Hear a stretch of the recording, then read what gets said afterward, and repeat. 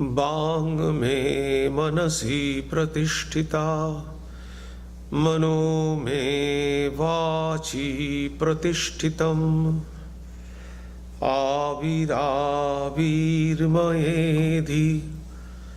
वेदस्सम आणीस्थ श्रुतं मे मा प्रहासि अनेनाधीतेनाहोरात्रान् सन्दधामि ऋतं वदिष्यामि सत्यं वदिष्यामि तन्मामवतु तद्भक्तारमवतु अवतु माम् अवतु भक्तारमवतु भक्तारम्। ॐ शान्ति शान्ति शान्तिः। हरिः ॐ।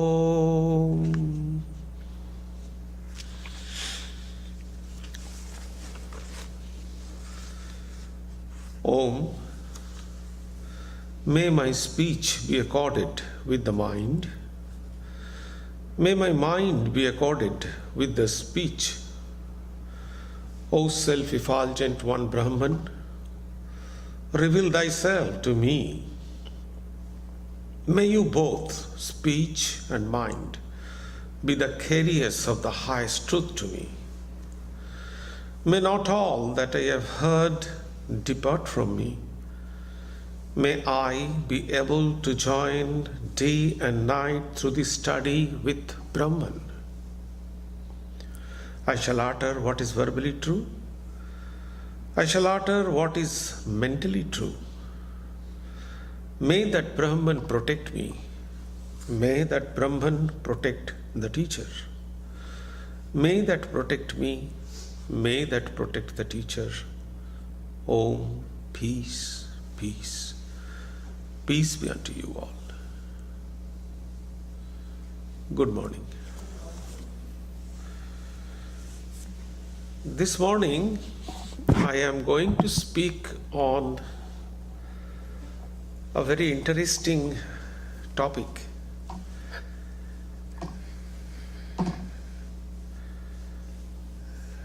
Probably it will open a new channel of your thought.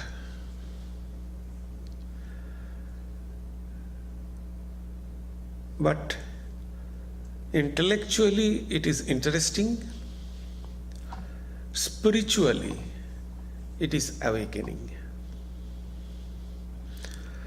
The title of my talk this morning is Our higher self is the source of our love and goodness. What is our higher self? When I refer the term higher self, it means there is the lower self also. So what is our higher self and lower self? Each individual has two selves. One is the higher self. In Indian philosophy, which is called Atman, the source of our consciousness. That is the only life in our life. If consciousness is not there, there is no meaning of our body-mind complex. That is the higher self in Vedanta or in Sanskrit, which is called Atman. Then what is the lower self? This higher self is I consciousness. I am sitting here. We all are aware that we are sitting here. And we are listening this lecture. That means we are aware of our presence here. And this awareness we maintain in all our three states of life. We have three states of life. What are the three states of our life? The waking state, you are now here, all present, the waking state. You are aware that yes, you sit here and you are listening this lecture. So this I awareness is here. The second state is the dream state. In dream, you know that you are laughing, you are crying, you are running, you are talking. So that I awareness is there, and that is you who are doing all these things.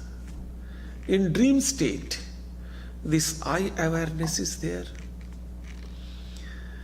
And the deep sleep state, when there is no dream, at that time also, this I awareness exists. How? After your deep sleep, you say that yes, I had a very good sleep. Who is experiencing that?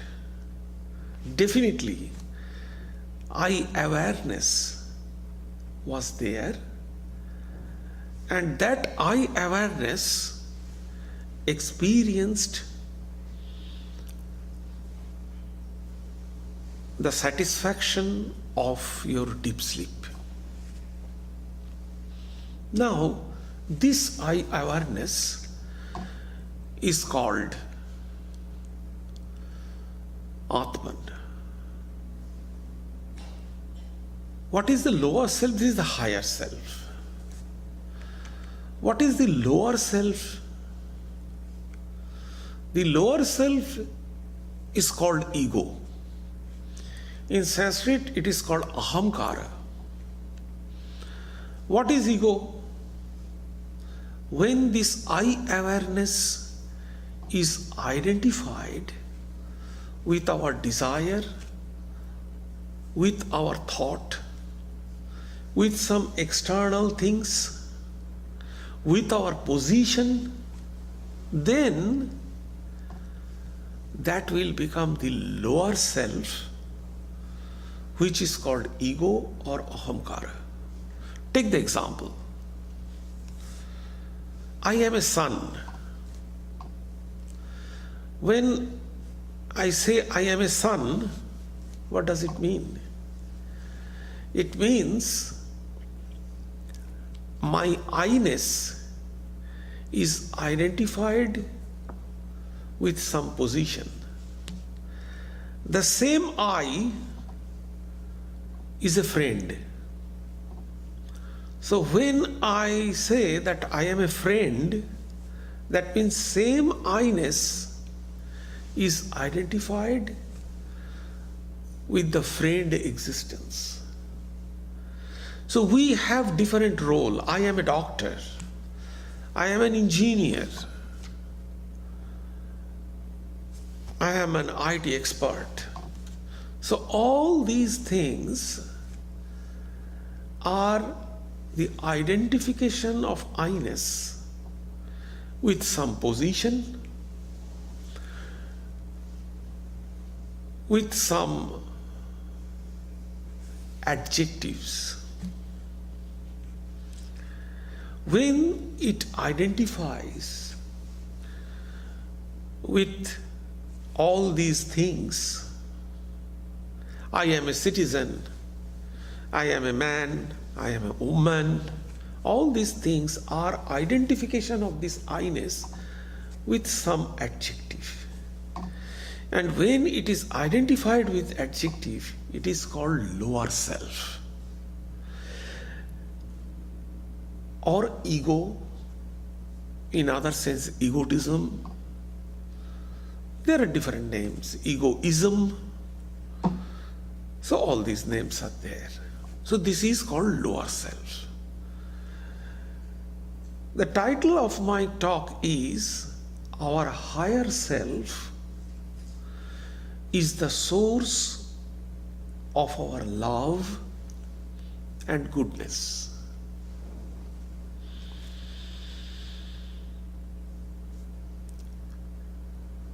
What is the higher self? Our Atman. That is the source of our love and goodness. I am a good person. What is the source of that? What we generally do? We generally love some external things. We love some person. We love some things. My building, my house, my car, my property, my wealth, my jewelry, my investment, etc., etc. All these we love. That means the source of our love is some external things. But title of my talk is the source of our love is not external things. The source of our love and goodness is our higher self.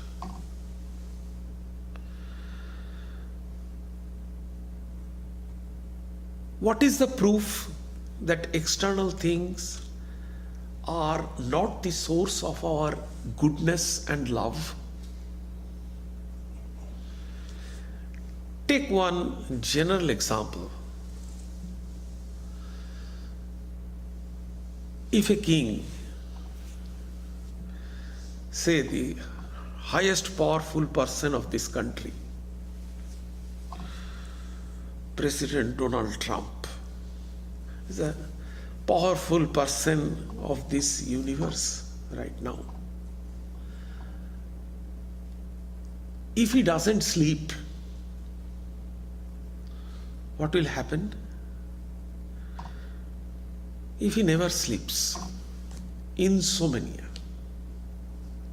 what will happen?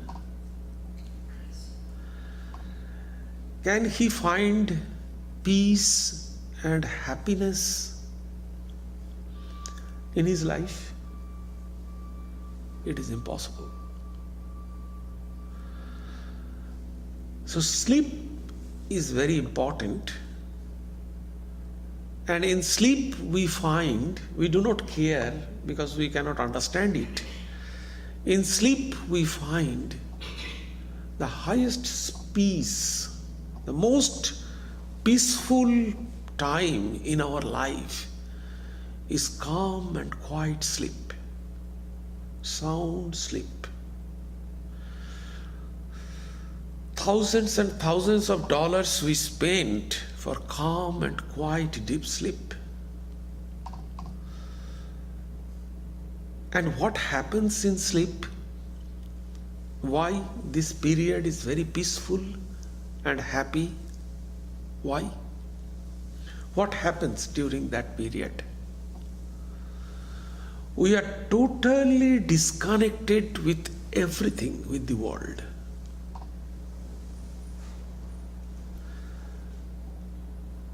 So what is the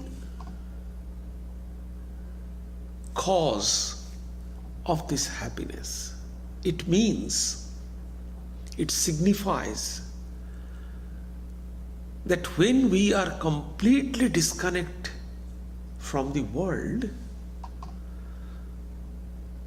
we find maximum peace and happiness. It proves that external things are not required for our happiness and peace. On the other hand, what is the source of our love? The higher self.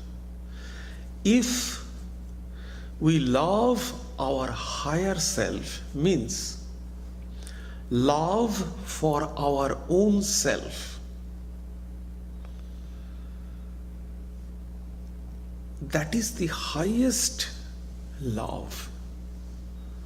Does it sound a kind of spiritual selfishness?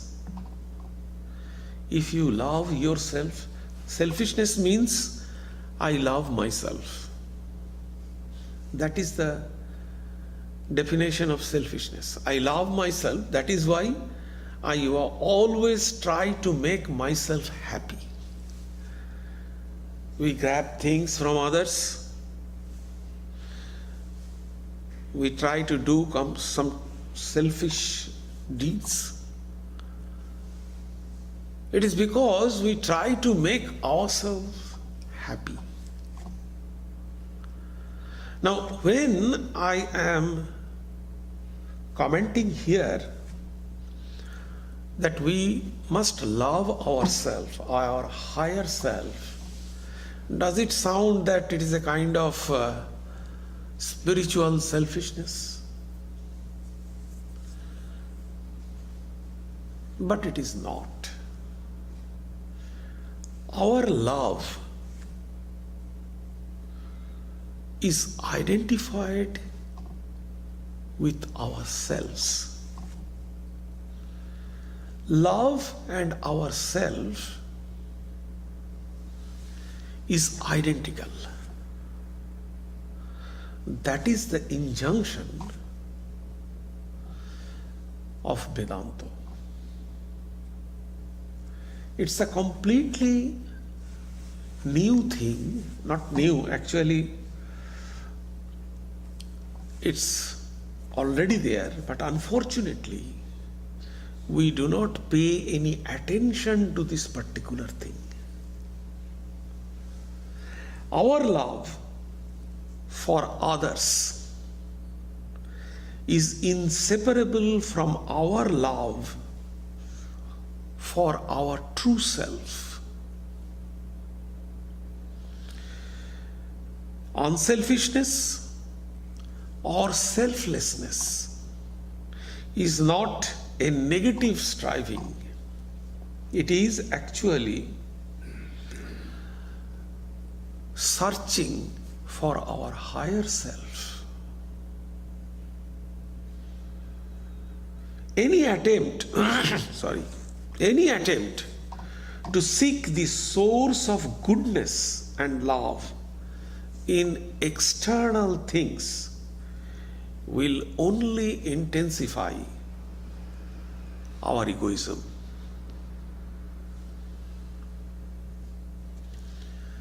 Any attempt to love others or do good to others, forgetting our true self, is a hypocrisy. That's why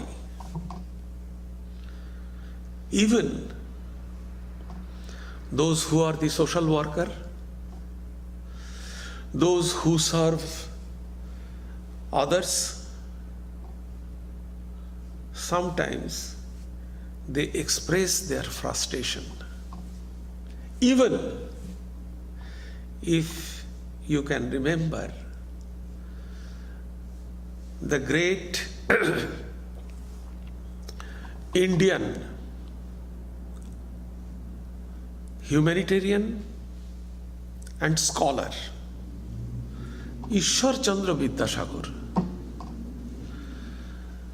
When Sri Ramakrishna met Ishwar Chandra Vidyasagar and somebody asked him that a person was criticizing him. He said, I did not help him. It means he had some kind of thought that if I help someone, definitely he or she will criticize me. So there is some kind of discontentment in him. You see, those who serve, I am 100% sure that many of you, probably all of you, somehow or other helped others. And what is your reaction? Oh, see, I helped him or her other so wholeheartedly, but recognition is not there. And we did so much for them, but they were doing this kind of thing. They are saying this kind of thing. Why this frustration? This discontentment and frustration is because we try to search our love and goodness from external things. So that's why it is said that any attempt to love others or to do good others, forgetting our true self, is a hypocrisy and will lead to discontentment. In other words, giving up selflessness and struggling for self-realization are not contradictory serving.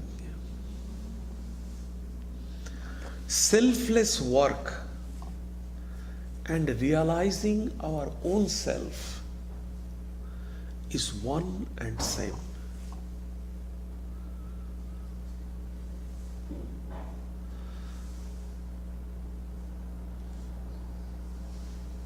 Take the example from Bible.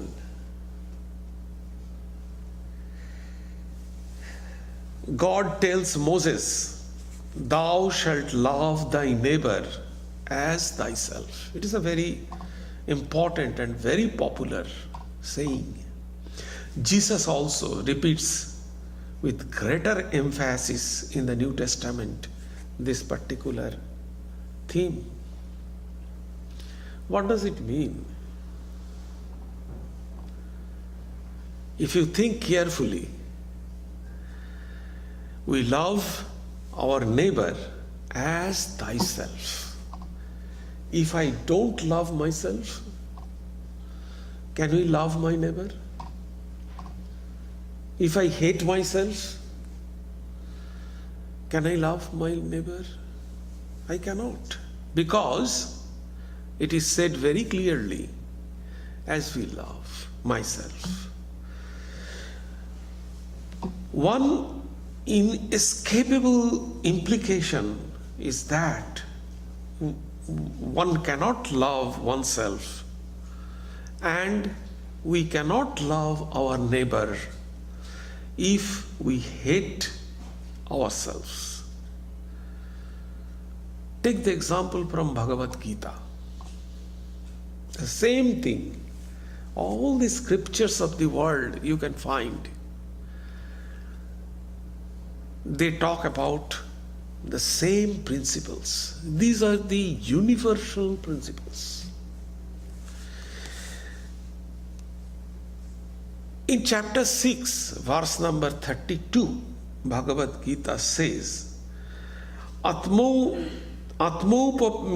sarvatra samam pashyati yo yorjuna sukhang va jadi va dukkham sa yogi paramang mata.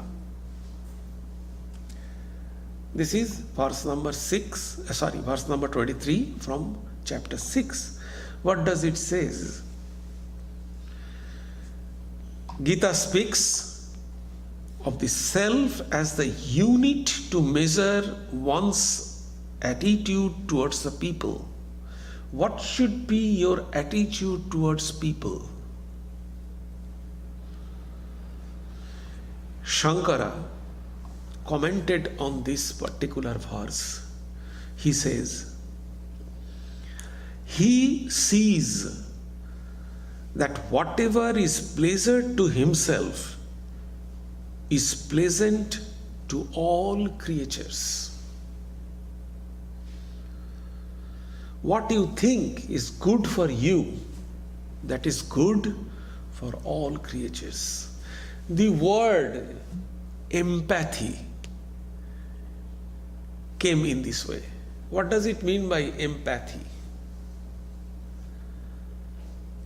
Sympathy is you are expressing or doing some compassion to others. That is called sympathy. You are showing sympathy to others. And what is empathy? Empathy is higher than sympathy. What is empathy? What you feel true about yourself, that is true for others also. That is what is explaining here in this verse in Bhagavad Gita. It says that whatever is pleasant to himself is pleasant to all creatures, and whatever is painful to himself is painful to all beings. Thus, seeing that what is pleasure and pain to himself is alike pleasure and pain to all beings, he causes pain to no beings. Why should we not give pain to others? Because we know that the same pain will give us suffering. Knowing this, we should not give pain to others. What does it mean? It means what we feel for ourselves, everyone will feel the same thing. So if we love our higher source, we can love others. In other words, our higher self is nothing but love. We love others means we are nurturing our higher self.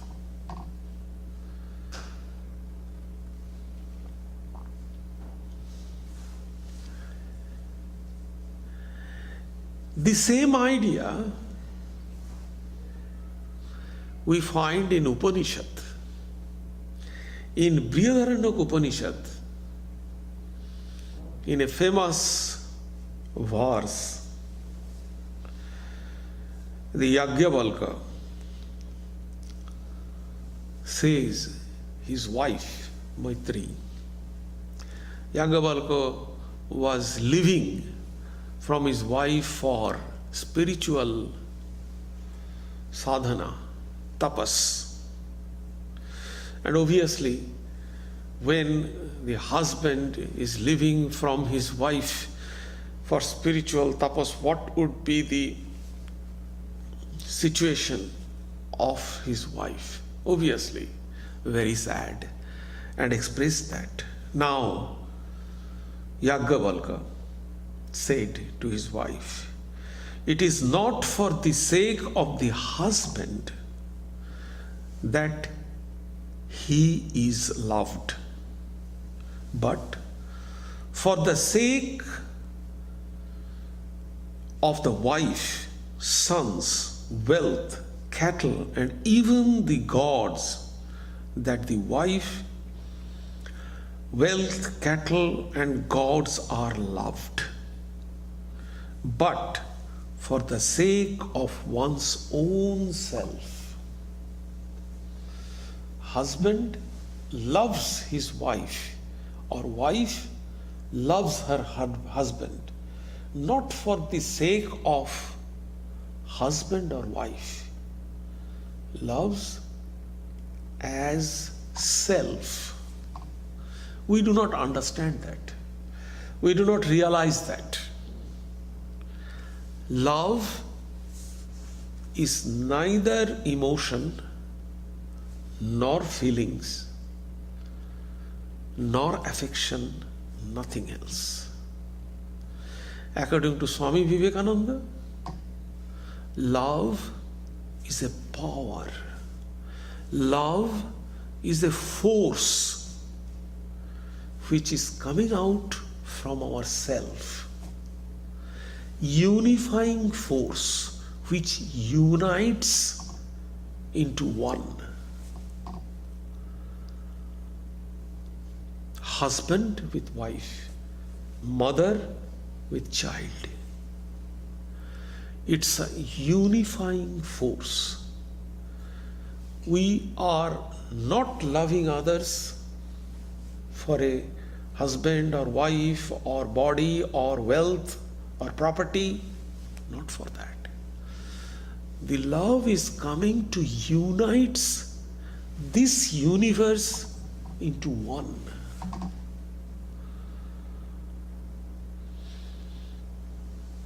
We think that we are loving some person. We think that we are loving some chair, we are loving some property, we are loving some building. We think, but it is not. Love is coming out from our higher self and it unites. It makes one with this universe.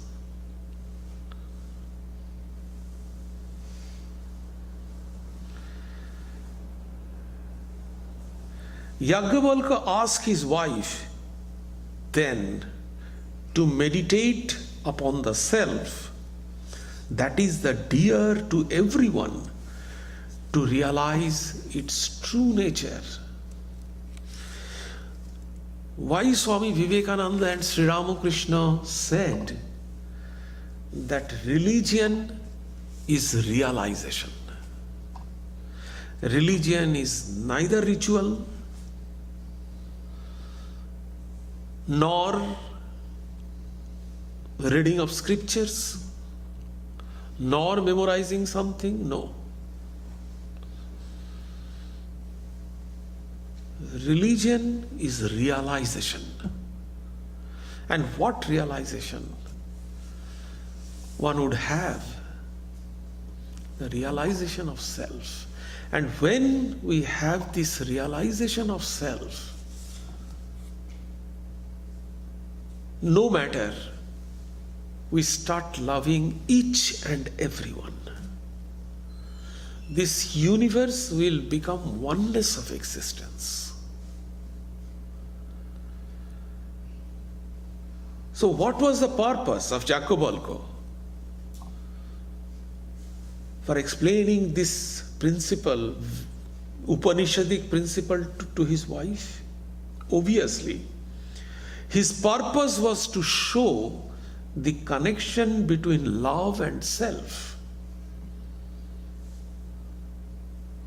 All the Upanishads emphatically declare that the self in its true nature is infinite and is identical with the Supreme Reality.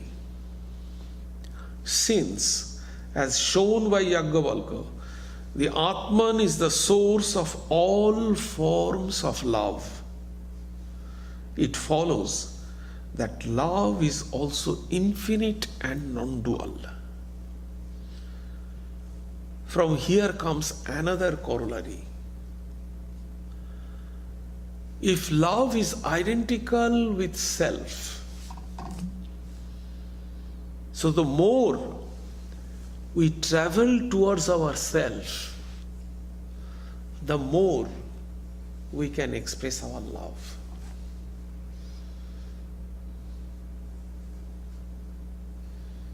This is not contradictory. The more we can love people, the more we express ourselves, manifest ourself. Because love and self is identical.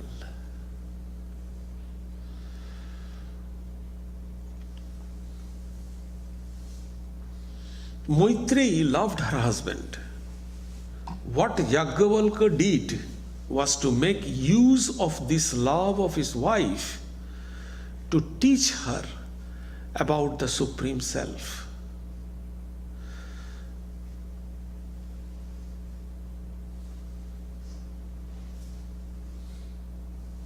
So, love is infinite, as self is infinite. And infinite, what is the characteristics of infinite? Infinite is undivisible. Infinite means one. So love is one.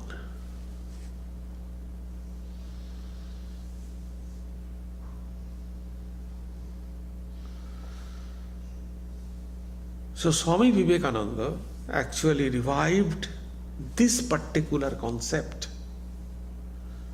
It was forgotten, and this particular concept Swami Vivekananda tried to teach to the humanity. He said, "It is love and love alone that I preach, and I base my teaching on the great Vedantic truth of the sameness and omnipresence of soul of universe." Swamiji exhorted the people to serve man as God. From this basis, Swami Vivekananda founded his principles of service to man is service to God.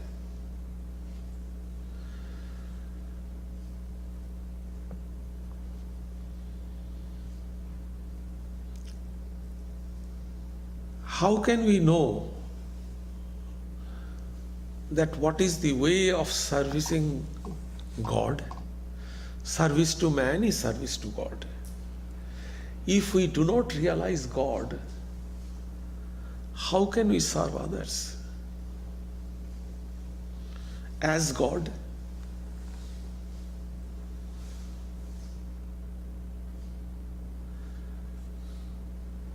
the point is, it is vice versa. If we realize ourselves as self is identical with love, we can love others. On the other way, if we can love others, from there we can realize ourselves. This is vice versa. So we love others, and in this way, slowly we can realize ourselves, because the self is the expansion. Love is the expanded form of ourself. When Swami Vivekananda was in itinerant life, traveling length and breadth of India without any single cent, suddenly he came across another direct disciple, Swami Turiyanandaji, in Mumbai. And both brother disciples were very happy. Then they were asking each other that what spiritual experience they had. Then Swami Vivekananda told that you see Hari Bhai, because his pre-monastic name was Hari. See Hari Bhai, I don't know what is your God and what is the effect of experience of God, but I am experiencing now that my heart is expanding. I can feel everybody's suffering now. I feel their pain in my heart. So my heart is expanding. So more we love others. In other words, our self expands.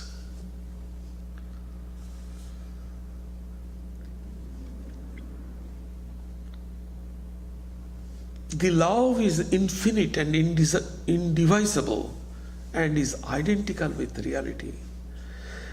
Yajnavalkya taught Maitreyi that self is the dearest of all.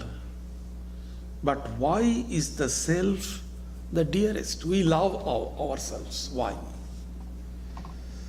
If I ask you, to whom you love the most, what will be the answer? Myself. Why? Why? Because we do not understand. It is reality. Because our self is the dearest thing to us.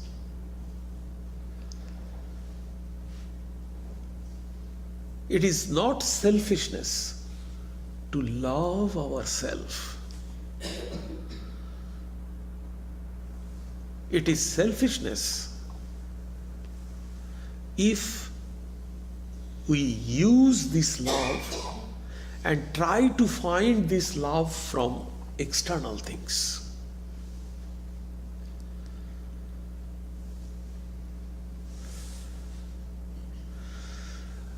Vedanta teaches that we love ourselves because the self is the seat of bliss, Ananda.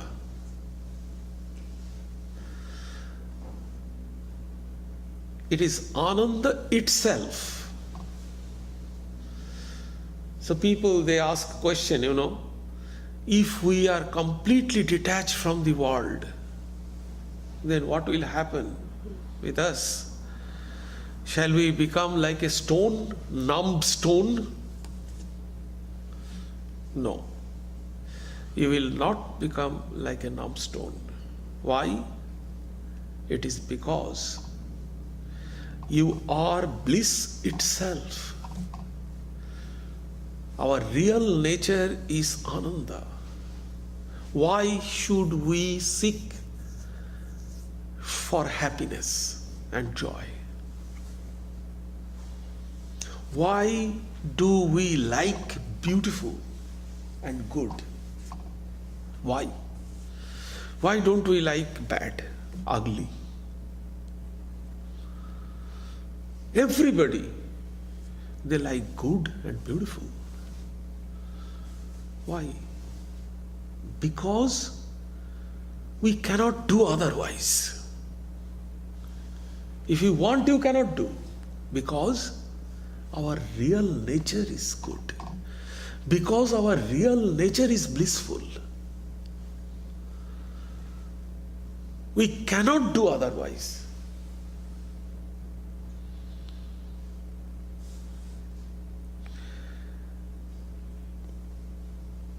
It is through one's own inner self that one realizes this bliss.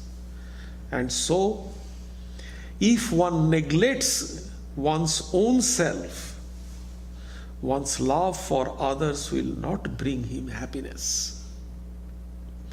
Only if we connect our love with the higher self, then only we will become contained out of love. Otherwise, containment will not come. For a short period of time, that is the difference between the divine love and the human love. What is the difference between the human love and the divine love? In Naradiya Bhakti Sutra, it is said that pratikshana bardhamanam, divine love is ever increasing. And what is human love? It goes to a certain extent and then stops, then declines. It is not ever increasing. The divine love is ever increasing. Pratikshana vardhamanam in Sanskrit.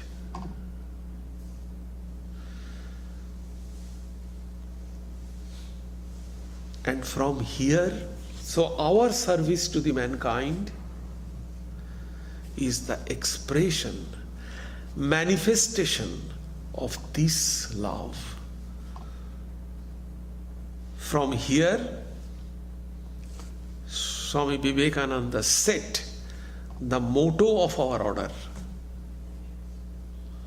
Atmana mokshartham jagat hitaya cha.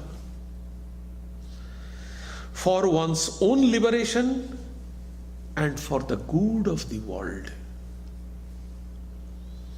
Own liberation and good of the world, same thing.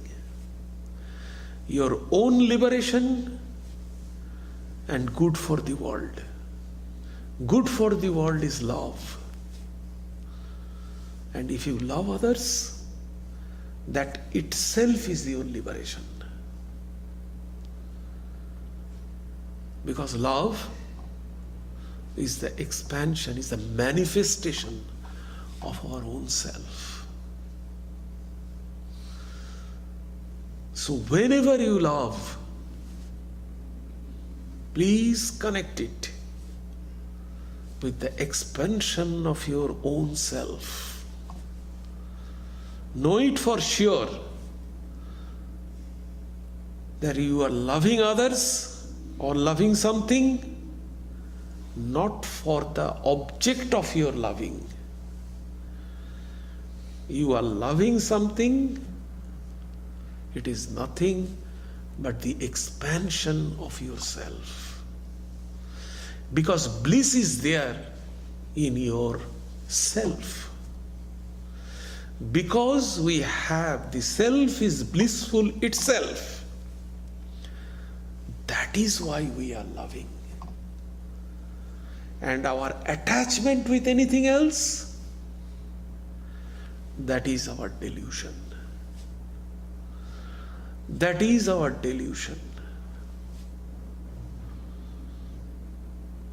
Because of that we suffer.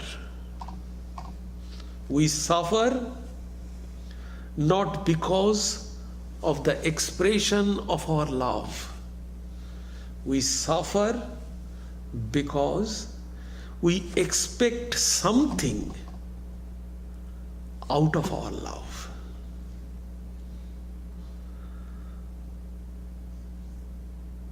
Even to your pet, if you just say, hey, come, and it will not come to you, you will become, so lovingly I am calling you and you are not coming. Because we expect love when we give love. That is the cause of our suffering, not the expansion of love. Try to emphasize on the other end, the expression of ourself. That will elevate us that will make us spiritual.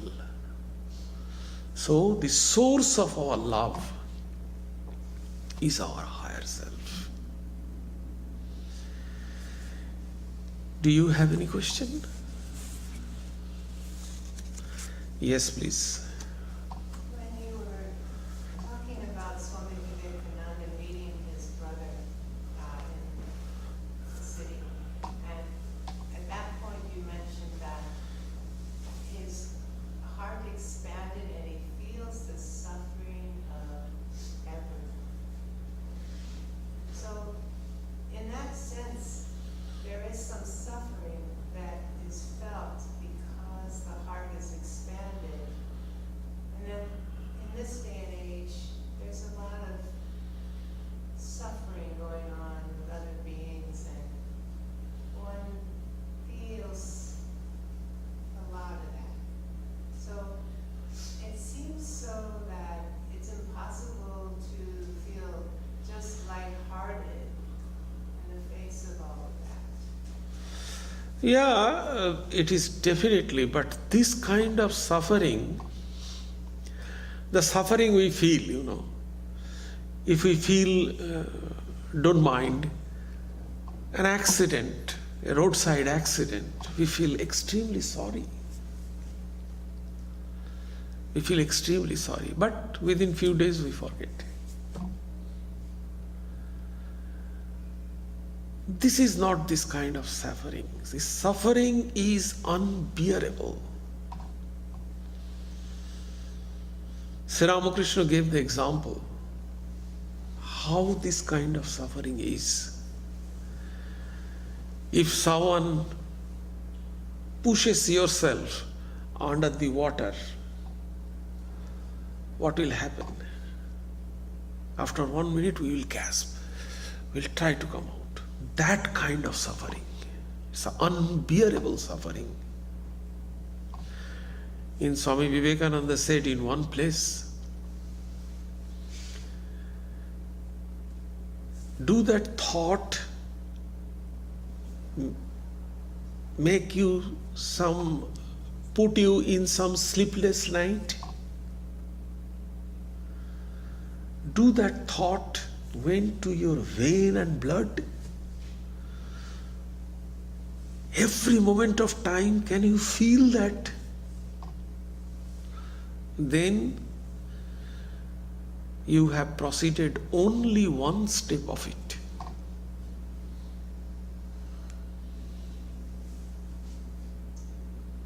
Which is the suffering of not knowing your true self.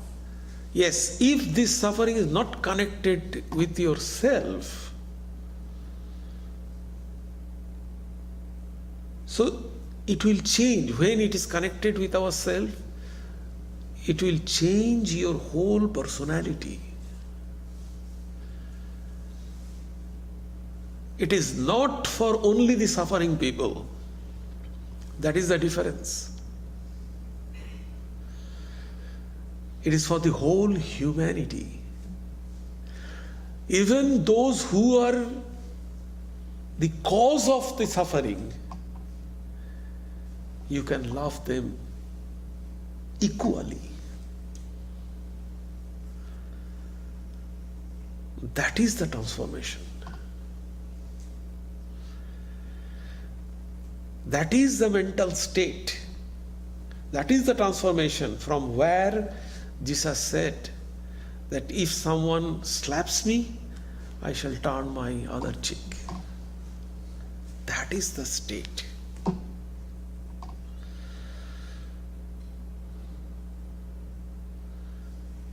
a way to go.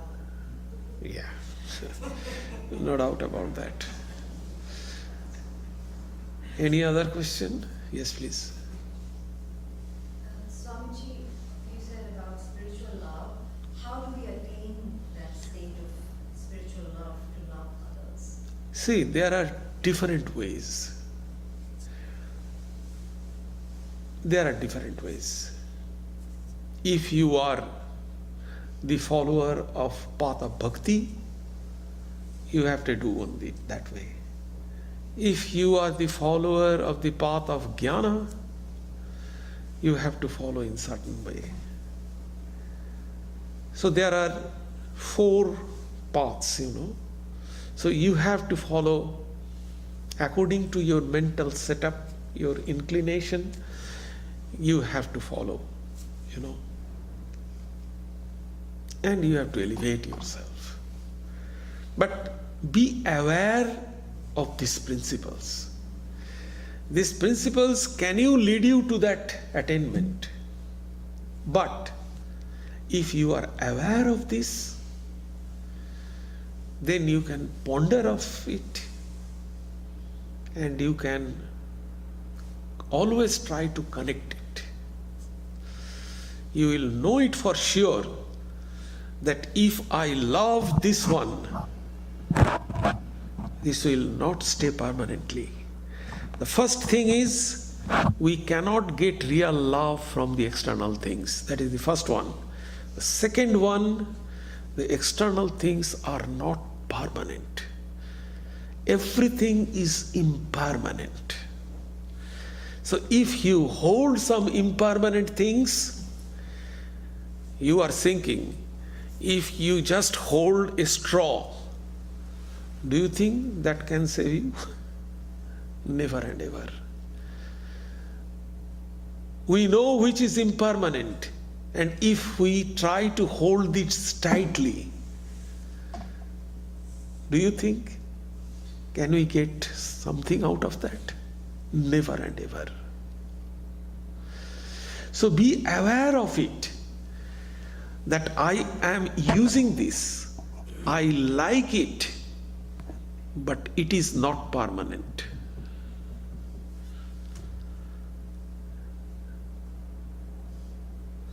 Be prepared. So if you know this principle, you can face the challenges of this world smarterly. That is the point. It is not that all of you are attending here, listening this lecture and practice this and will be liberated. No, not at all. But what immediate effect you can have, that is, you can face the challenges of this world smarterly. That is the point. If you know, yes, I am using this, I am very happy, it is a new thing, I bought it, but anytime I may lose it. This is not permanent. This attachment will not come. The problem is attachment. The more attached you are, the more suffering. No doubt about that. Know it for sure, yes. That, what does it mean? Does it mean we shall not love? Definitely we love. But no, this love is coming from our higher source. This is not for these external things. We must love, but that is our higher self. And if we can really understand that, that will unite us. That will make us one. Oneness of existence. Any other question? It is a new idea,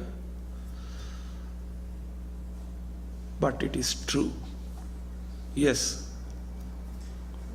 Maharaj, what you said is that love is a force, a unifying force, and the way that we experience that is when our heart expands. Heart means What does that there are 3-4 types of hearts.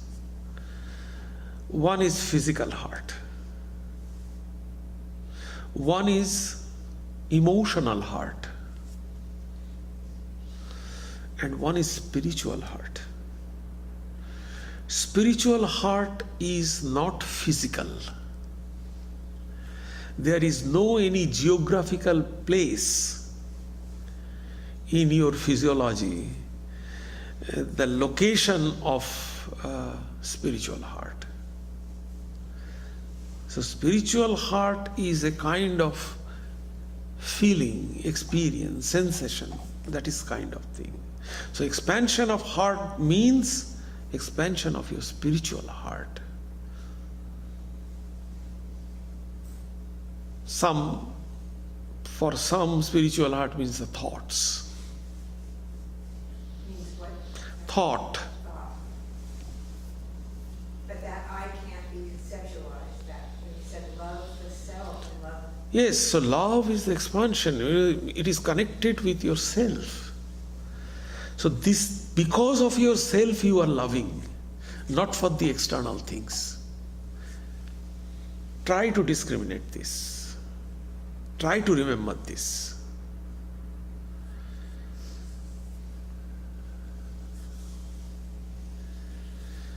Anything?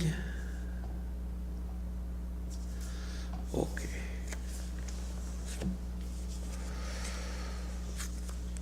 Om Sarve Bhavantu Sukhinah Sarve Santu Niramaya Sarve Bhadrani Pashyantu Ma Kaschit Dukkham Apnuvat Sarvastarotu Durgani Sarvo Bhadrani Pashyatu Sarva Sadbuddhimapnotu Sarva Sarvatranandatu Durjana Sajjano Bhuyat Sajjana Shantimapnuat Shantamucchete Bandhebhyo Muktaschanyan Vimochayet. May all be happy. May all enjoy good health. May all see happy events. May all be freed from miseries. May all be freed from dangers. May all realize what is good. May all be actuated by noble thoughts. May all rejoice everywhere. May the wicked become virtuous. May the virtuous attain tranquility. May the tranquil be free from bondages. May the freed make others free. May the Supreme Spirit, the presiding deity of all sacred activities, be satisfied. For he being pleased, the whole universe feels satisfied. Om peace, peace. Peace be unto you all.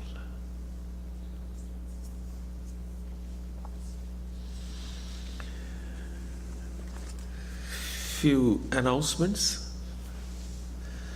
Just to remind you again that our next program commemorating Swami Vivekananda's visit, 125th anniversary of Swami Vivekananda's visit to the Bay Area.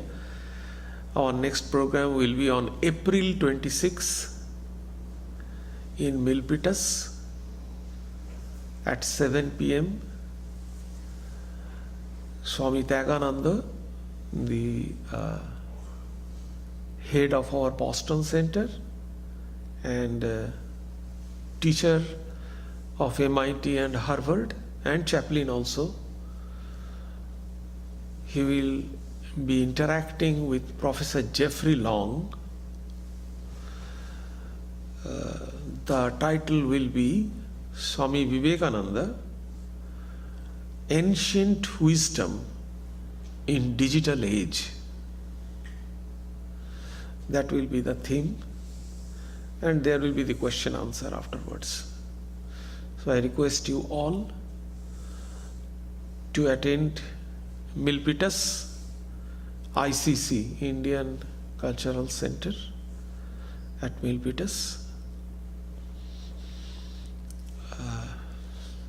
As usual, tea and coffee will be served in our Saradananda hall, which will be followed by Prasad luncheon. You all are welcome. And as usual, next Sunday we will have lecture here. But I am sorry, I don't have the title here. Thank you.